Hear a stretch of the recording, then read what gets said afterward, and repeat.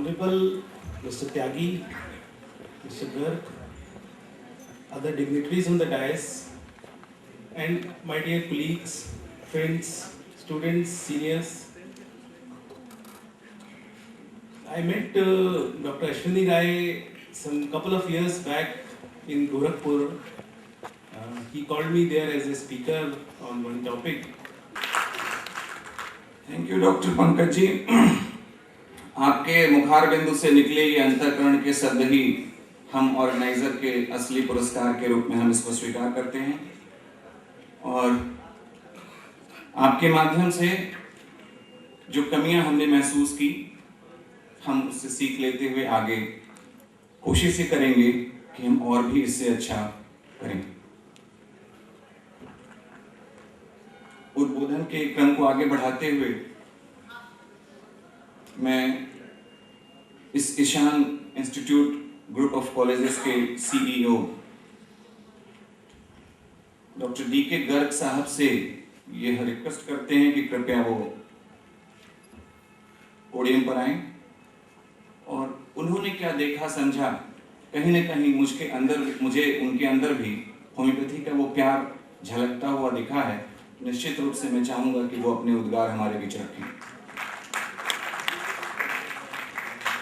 मंच पर आसीन त्यागी जी, डॉक्टर पांडे और सभी उपस्थित मेरे बहन और भाइयों, ये ऋग्वेद में एक छोटा सा मंत्र आता है, मैं उससे ये बात शुरू करूँगा। हम कहते हैं तक्षक छोदे वही तंग पुरस्ता शुक्र मुचर। मेरे आयुर्वेद की जितनी भी बुक्स हैं एक दुकान पर देखी, मैं सब खरीद लाया। मैंने चरक संहिता और भाव प्रकाश निखंटू दोनों 1500 पेज की थी, 22-23 बार पढ़ी। फिर मेरे मन में विचार आया कि धरती पर जो भी कुछ है ईश्वर ने कुछ भी बेकार नहीं बनाया, सब में कुछ ना कुछ छिपा होगा। मैं फिर और गहराई में गया तो मैंने पिछले साल एक कैंप लगाया, एक दवाई तैयार की अपने पेरेंटल इनपुट के द्वारा, अस्थमा। और मुझे हैरानी हुई कि 3 पुड़िया में करीबन 1500 लोगों का अस्थमा पिछले साल एकदम ठीक हो गया। मैंने उनका फीडबैक भी लिया बार-बार, अभी तक फ़ोन करके फीडबैक भी ले रहा हूँ। फिर और गहराई में इस तरह से जा के देखा। फिर आपको हैरानी होगी, मैं झाड़ा लगाने वाला भी कोर्स किया मैंने रेकी का भी कोर्स किया, फिर मैंने हिप्नोसिस का भी कोर्स किया, तरह तरह के कोर्सेज एज ए हॉबी करता चला गया। और फिर एक डायरी बनाई जिसमें तरह तरह के फार्मूलेशंस का इकट्ठा किया। मेरा एक सबमिशन है छोटा सा जो मैं नोट करता हूँ। एक सेकंड, इसे बंद करते हैं। चलो भैया, मेरे पास अभी एक सज्जन आए थे, बोले कि मेरी बेटी ने होम्योपैथिक से BA MS किया है लेकिन वो आयुर्वेदिक इलाज करती है।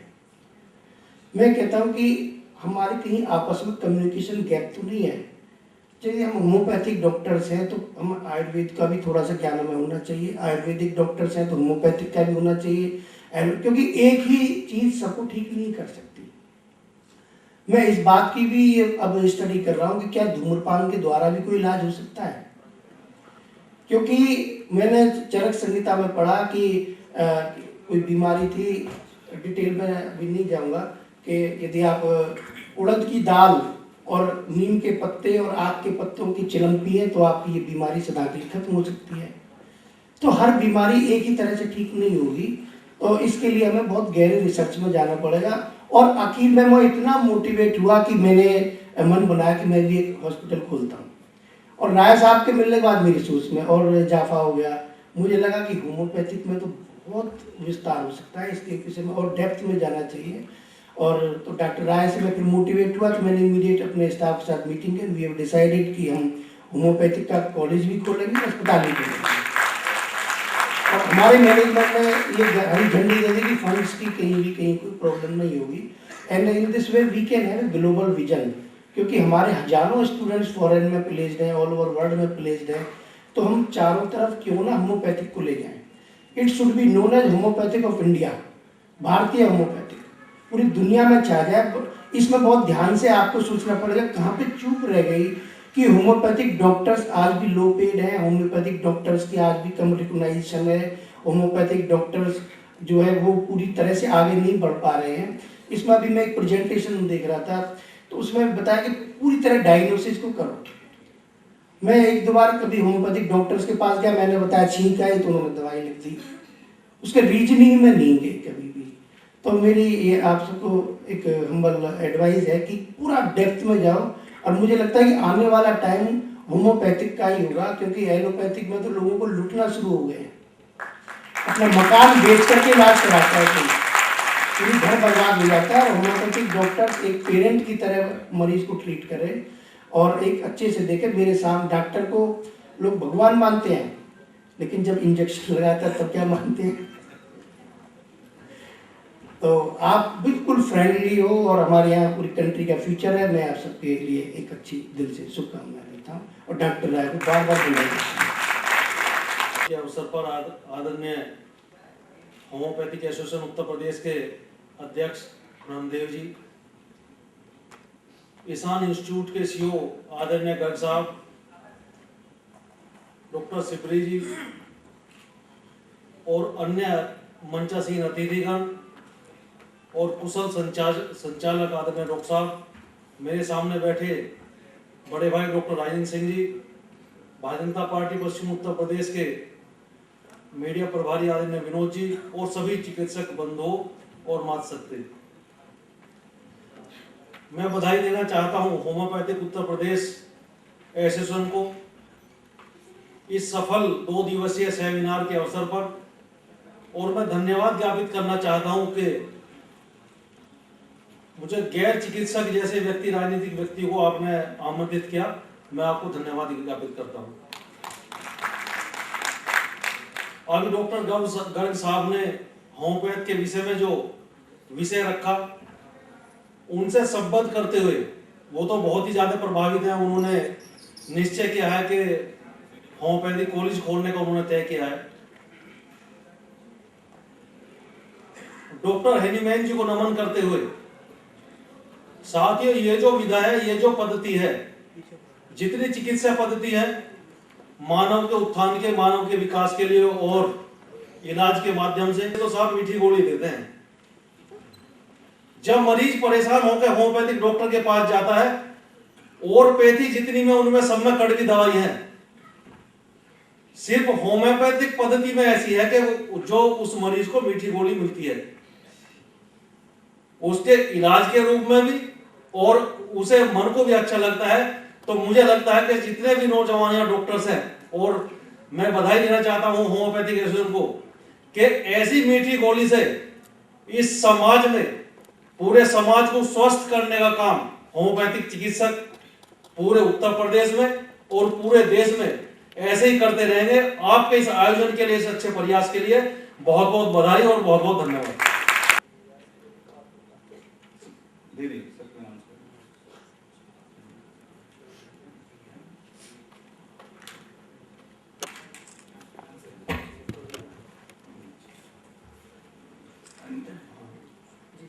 ये जो पुरस्कार है डॉक्टर अनीता, ये जो पुरस्कार का जो स्लिप निकले doctor Anita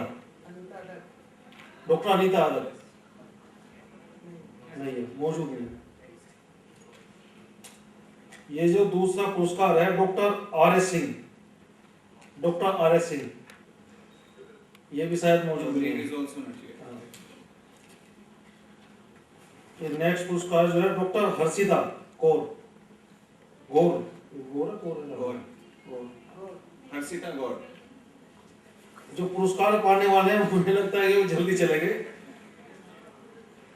doctor Yogesh, doctor Yasin Fatima,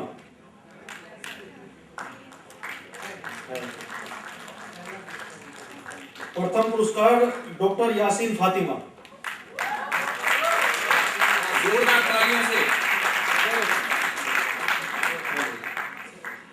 आ गई है।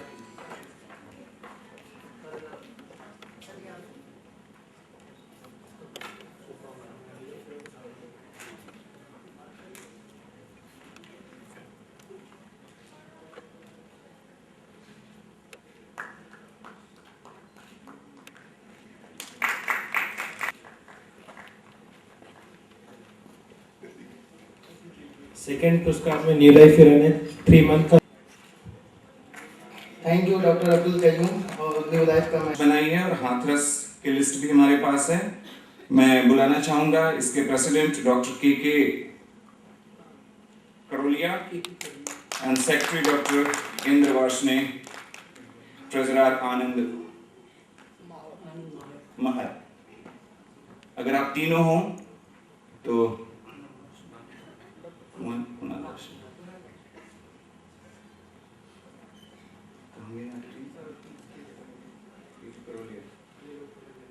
नहीं है, ठीक है। तो ये हमारी हाथरस यूनिट के प्रेसिडेंट हैं डॉक्टर के करोलिया, और मेरी ढेर सारी शुभकामनाएं ऑर्गेनाइजर की तरफ से भी, और मैं उम्मीद करता हूं कि यथाशीघ्र इनकी यूनिट कॉन्स्टिट्यूशनल राइट को लेकर के हाथरस में अपना कार्य करेगी, और जनरल सेक्रेटरी की तरफ से इनको बधाई के तौर पे एक स्मृति चिन्ह भी एडवांस में दिया जा रहा है, और इनके ऊपर एक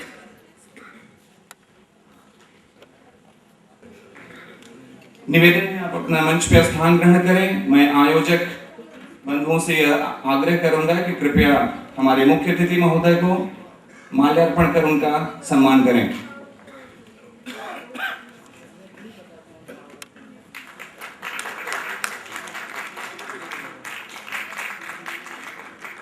अर्चना करूंगा कि चिकित्सक बंधुओं के सामने आने में बहुत विलंब हुआ, लेकिन राजनीति के इस माहौल में आज दिल्ली के चुनाव में डॉक्टर हर्षवर्धन और हम स्कूल के सहपाठी रहे हैं, और आज उनकी एक रैली जेटली जी के सानिध्य में थे कार्यक्रम, जिससे मैं उठ नहीं पाया, मेरे वरिष्ठ थे।